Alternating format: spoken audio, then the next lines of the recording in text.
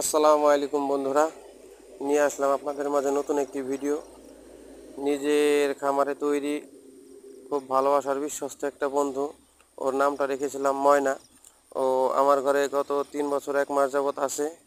ওকে খুব আদর যত্ন করে লালন পালন করা হয়েছে। একেবারে গ্রামের প্রাকৃতিক যে খাবারগুলি আছে সেগুলি দিয়ে ওকে লালন পালন করা হয়েছে অতি যত্ন সহকারে। আগামী কুরবানিতে নিতে ইচ্ছুক সকল ভাইয়েরা স্ক্রিনে দেওয়া নাম্বারে যোগাযোগ করবেন। একদম সতেজ এবং ভালো মানের একটি গরু ময়না।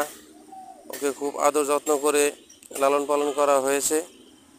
আর সবচেয়ে বড় কথা, একে কোনো ধরনের কোনো বিষক্রিয়া জাতীয় খাবার খাওয়ানো হয়নি।